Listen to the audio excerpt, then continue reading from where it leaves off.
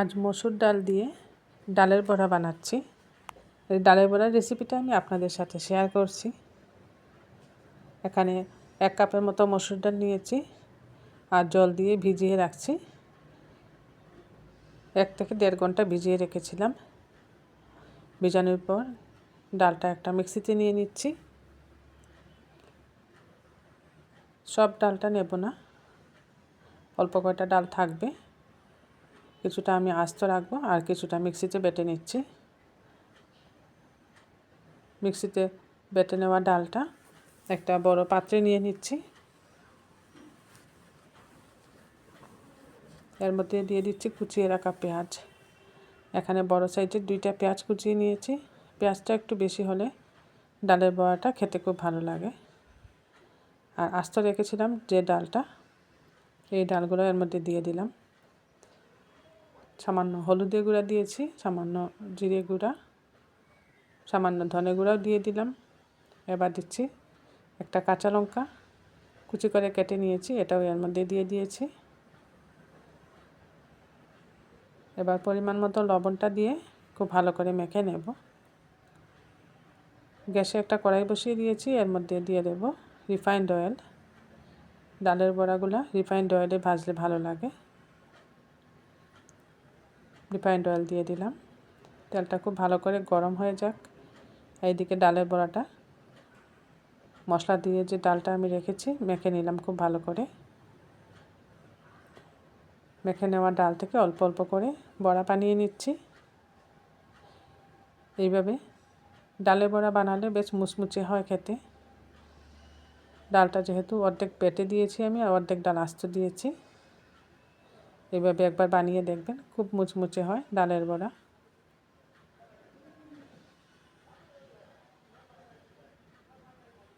আর পেঁয়াজটাও একটু বেশি দিয়েছি, পেঁয়াজটা বেশি দিলে ভালো লাগে খেতে।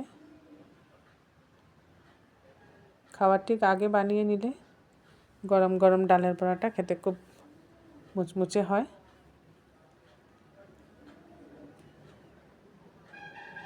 বেশ কয়েকটা বড়া একসাথে দিয়ে দিলাম। দুপুরে রান্না করছি, তাই আমার কড়াইয়ের মধ্যে গ্যাসের সামনে জানলাটা আছে, জানলা দিয়ে রৌদ্র ঢুকছে, শেড হয়ে যাচ্ছে।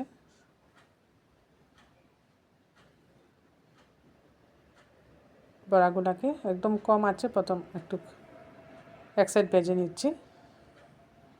এইভাবে ভাজলে ভালো হবে, ভিতরটা কাঁচা থাকবে না। প্রথমেই যদি হিটটা বাড়িয়ে দিই তাহলে ভিতরটা কাঁচা থাকবে। এবার উল্টে দিচ্ছি।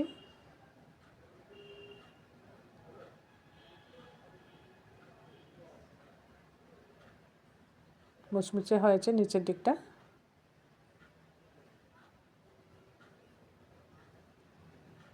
গ্যাসের হিটটা কিন্তু এখনও মিডিয়ামই রেখেছি। এদিকটাও আমি একটু মিডিয়াম করেই ভাজবো।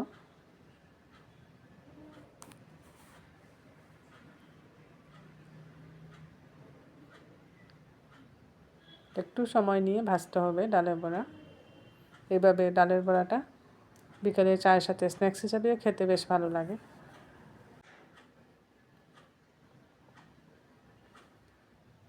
এবার গ্যাসের হিটটা মিডিয়ামে করে একটু লাল লাল করে ভেজে নেব। এগুলোকে আবার একবার উল্টে পাল্টে দিলাম।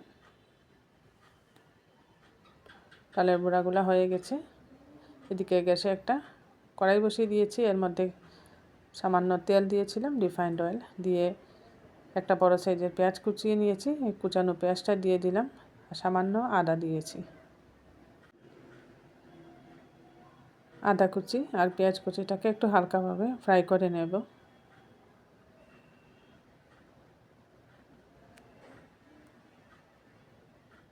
ঘরে যে ভাতটা আমি বানিয়ে রেখেছি সেই ভাত দিয়ে কড়াইশুঁটি দিয়ে একটা ফ্রাইড রাইস বানিয়ে নিচ্ছি। ঘরে কড়াইশুঁটিও ছিল, তাই ভাবলাম কড়াইশুঁটি দিয়ে ঝটপট একটা কড়াইশুঁটির ফ্রাইড রাইস বানিয়ে নিচ্ছি। এইভাবে ঘরে কড়াইশুঁটি বা গাজর থাকলে ঝটপট এইভাবে ঘরে বানানো ভাতটা দিয়ে ফ্রাইড রাইস বানিয়ে দিলে বাচ্চারা খুব মজা করে খায়, ওদেরও খুব ভালো লাগে। একটু সুন্দর করে সাজিয়ে দিলে তাই আজ আমার ছেলে বায়না ধরেছিল কড়াইশুঁটির পোলাও খাবে, তাই ভাবলাম গরম গরম ভাতটা বানিয়েছি, সেই ভাতটা দিয়েই কড়াইশুঁটির পোলাওটা বানিয়ে দিই। গরম ভাতটা এখানে দিয়ে দিলাম, একটু উপর নিচ করে নিচ্ছি।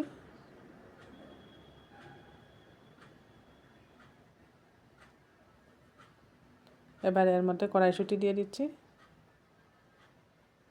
এই সিজনে বাজারে অনেক কড়াইশুঁটি পাওয়া যায়, তাই কড়াইশুঁটি দিয়ে নানা রকম রেসিপি খেতে বেশ ভালোই লাগে। আর কড়াইশুঁটিগুলো যেহেতু কাঁচা, সিদ্ধ করতে হয় না, তাড়াতাড়ি নরম হয়ে যায়। পরিমাণ মতো লবণ দিয়ে দিলাম। আর যেহেতু কড়াইশুঁটির পোলাও বানাচ্ছি, তাই একটু মিষ্টিও দিয়ে দিয়েছি এর মধ্যে। মিষ্টিটা দিলে বাচ্চাদের ভালো লাগবে, আর পোলাও একটু মিষ্টি মিষ্টিই ভালো লাগে। নামানোর আগে উপর থেকে 1 চামচের মতো ঘি দিয়ে দিচ্ছি। ঘিটা দিয়ে আর একটু ভালো করে নাড়িয়ে নামিয়ে নেব। এইভাবে খুব সংক্ষেপে আপনারা কড়াইশুঁটির একটা পোলাও বানিয়ে নিতে পারেন। সবসময় যে বাসমতি রাইস দিয়ে পোলাও বানাতে হবে বা গোবিন্দভোগ চাল দিয়ে, তা নয়।